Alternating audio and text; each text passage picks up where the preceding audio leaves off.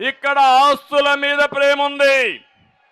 ఒక్క విశాఖపట్నంలో 40,000 కోట్ల రూపాయల ఆస్తులు కొట్టేశారు. ఎక్కడ భూమి కనపడిస్తే అక్కడ జగన్ కన్నుబడుతుంది. ఇంకెవరైనా సరే రాసి ఇవ్వకపోతే మెడ మీద కత్తి పెట్టి రాయించుకునే పరిస్థితికి వచ్చారు. నేను ఒక విషయం మిమ్మల్ని అడుగుతున్నా, తమ్ముళ్ళు, వారసత్వంగా మీకు అందరికీ భూములు వచ్చాయి. మీ తాతో ముత్తాతో ఎవరో భూములు ఇచ్చారు, అవునా కాదా? పట్టాదారు పాస్బుక్ ఉంది మీకు, దానిపైన ఎవరి ఫోటో? ఎవరి ఫోటో? అంటే మీ తాత తరపున బంధువా? మీ అమ్మ తరపున బంధువా? నీ ఆస్తి పైన ఆయన బొమ్మేంటి అడగరా మీరు? మీకు ఆమోదయోగ్యమా అని అడుగుతున్నా. ఒక దుర్మార్గుడి ఫోటో పెట్టుకొని మీరు నిద్రలేసి చూడాల. ఈయన వెంకటేశ్వర స్వామి, అది కూడా చెప్తున్నారు ఆయనే యేసు ప్రభు. ఎక్కడికి పోతారో నాకైతే అర్థం కావడం. ఆయన పంపించారంట యేసు ప్రభు, ఈయన పంపించాడంట. ఇంకో పక్క మీరు ఒకసారి చూస్తే మీ భూమి సర్వే చేస్తున్నారు. సర్వే చేసి రాళ్లు నాటుతారు. ఆ రాళ్ల పైన ఎవరు ఫోటోయా? ఇది సైకో కాకపోతే ఏంటి? ఇంకో పక్క నిన్న మంత్రి చెప్తున్నాడు భూరక్షణ చట్టం అంట.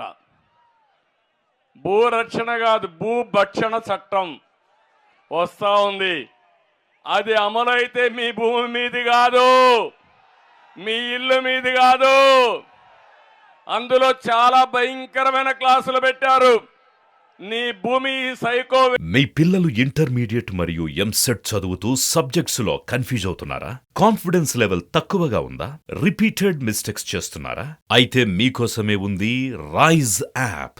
1 lakh question bank, performance analysis, online classes by experts, ఇంకా మరెన్నో ఫీచర్స్ తో మీ ముందుకొచ్చింది రైజ్.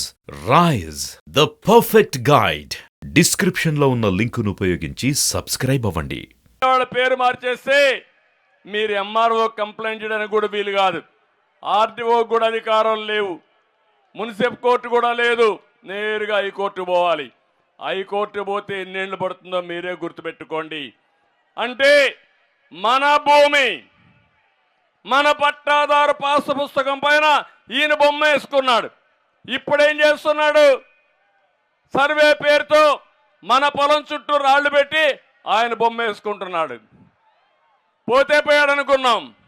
కడాన మీ రికార్డులు తారుమారు చేసి, చట్టాలని తారుమారు చేసి అది కూడా కొట్టేయాలని ప్రయత్నం చేస్తున్నాడు. నేను ఒకటే చెప్తున్నా, భూరక్షణ చట్టం కాదు, ఇది భూభక్షణ చట్టం. తెలుగుదేశం పార్టీ ఎట్టి పరిస్థితుల్లో దీన్ని ఆమోదించాం, క్యాన్సిల్ చేస్తాం. కొత్తగా మిమ్మల్ని అందరినీ ఉండే చట్టాలే చాలు. ప్రజల ఆస్తులకు రక్షణ లేని చట్టాలు మనకెందుకని అడుగుతున్నా. లాయర్స్ అంతా పెద్ద ఎత్తున పోరాటం చేస్తున్నారు.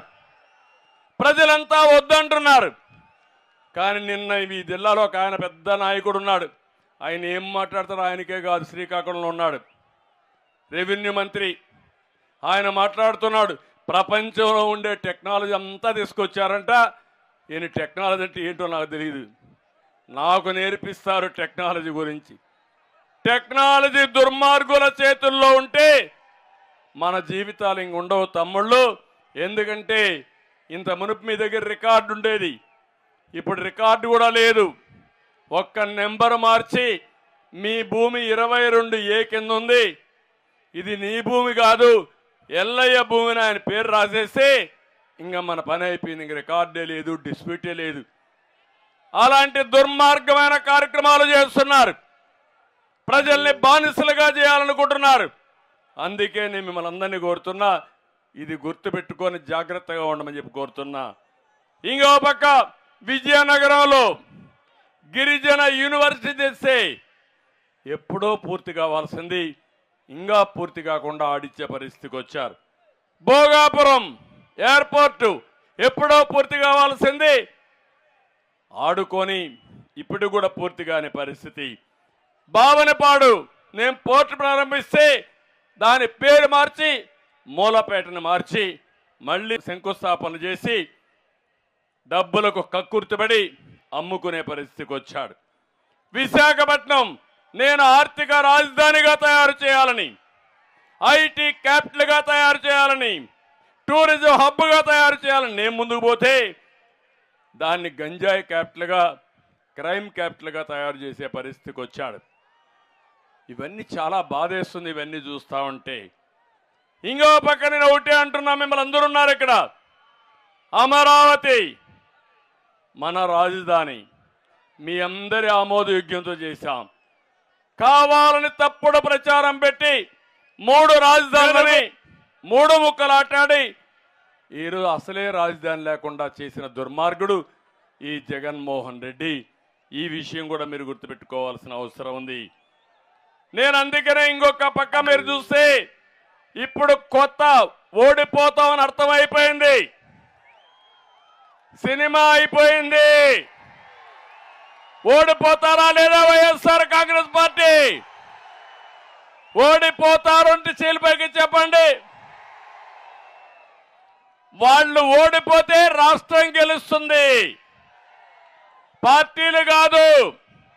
ఈ పోరాటం సైకో జగన్ కి 5 కోట్ల ప్రజల భవిష్యత్తు కోసం జరిగే పోరాటం. ఈ పోరాటంలో రాష్ట్రం గెలవాలన్నా సైకో గెలవాలన్నా అని మిమ్మల్ని అడుగుతున్నా. రాష్ట్రం గెలవాలనా లేదా?